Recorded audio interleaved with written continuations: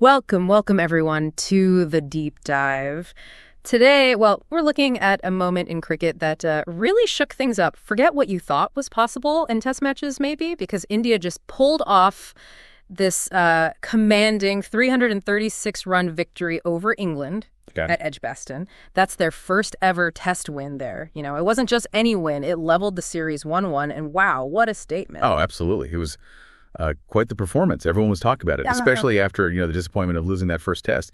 India came in looking sharp with a kind of precision and tactical thinking that really put England's baseball approach, put it under serious pressure. Exactly.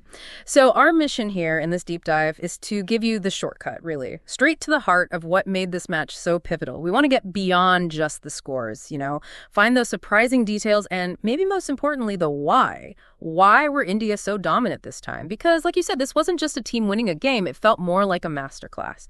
Brilliant individual moments, yes, but also this really cohesive strategy. Indeed. And England's whole baseball thing, super aggressive, always pushing for a win, high-risk stuff, it definitely hit a wall here. And right at the center of India, basically rewriting the script, were two key players, wouldn't you say? Definitely. Captain Shubman Gill, whose batting was just, out of this world. And then the pace bowler, Akashdeep, who stepped up massively. Okay, let's get into that. Shubman Gill. I mean, when we talk about his performance, it's not just, he batted well. This was like proper history-making stuff. You look at the numbers, 430 runs aggregate at Edgbaston. That's the second highest ever by any batter in one test match. Only Graham Gooch back in 1990 scored more. What really jumps out at you about that? Well, I think what's really striking is the sheer consistency across both innings and the psychological weight of it. First innings, he gets that massive 269, which, isn't just the highest score by an Indian captain ever in tests beating Kohli's 254, but it also puts him in this very small group, only the third Indian to get a double century in England. Okay. And then he doesn't stop there. He comes out in the second innings and smashes another 161. Incredible. So that made him only the second batsman ever after Alan Border to score 250-plus scores in the same test match. Just imagine trying to bowl against the sustained pressure. Yeah, that kind of relentless dominance.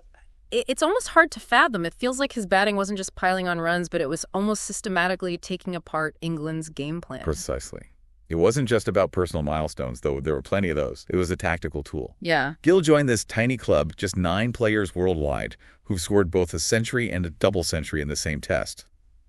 Only Sunil Gavaskar had done that for India before. Oh. And as captain, he's now alongside Gavaskar and Kohli as captain, scoring centuries in both innings. Plus, she shared 4 century partnerships in the match. 4.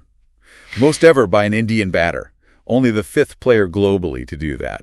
It just shows his ability not just to score big himself, but to build those long, draining partnerships that just wear the opposition down. Yeah. He sort of sucked the life out of baseball's attack. So while Gill is doing that, putting England through an absolute marathon in the field, we also get this breakthrough performance from Akashdeep. Jasprit Bumrah was out, big shoes to fill. How important was Deep's contribution, really? Everyone must have been looking to see who'd step up. Oh, Akashdeep's performance was, it was a revelation, wasn't it? Yeah. He absolutely answered any questions about why he was picked. He delivered a match-winning 10-wicket haul. 10 for 187. 10 wicket. Yeah, and that's not just, good figures. Yeah. That's the best bowling performance by an Indian bowler ever in a test match in England. Better than Bumrah's 9 for 110 and 21.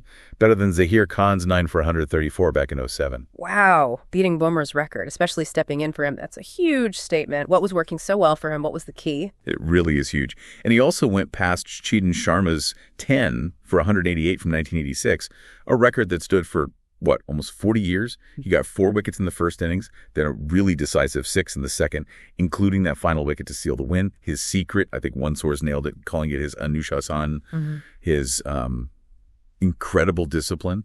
That and his knack for getting the ball to move both ways off a really consistent natural length, even on a tricky pitch. All right. He just bowled with such accuracy, constantly attacking the stumps, finding the edge. It forced England's batters, who love to attack, to play much more cautiously than they normally would. Okay, so we've got Gill's monumental batting effort and Deep's incredibly disciplined bowling.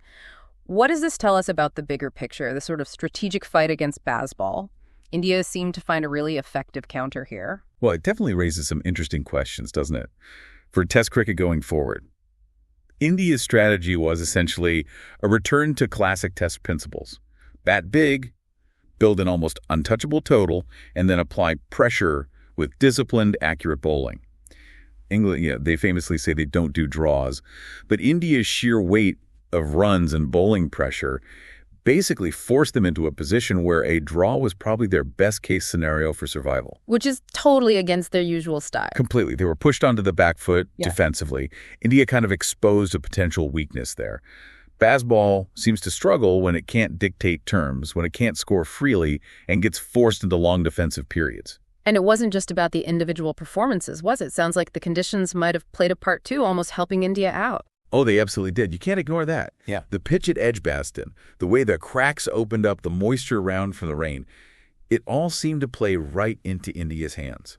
You could argue England's decision to bowl first, on what turned out to be a pretty good pitch to bat on first, especially under those skies, was maybe a crucial error in judgment. Oh, okay. And Akash Deep, with that natural length and accuracy he's honed on different kinds of pitches back home, he just exploited those conditions perfectly. He got the ball seaming, sometimes keeping a bit low, really uncomfortable for England's attacking style. Right. So just to recap this for you listening, Shubman Gill's batting was, well, genuinely historic. Twin centuries, that huge 269, then 161, adding up to 430 runs in the match.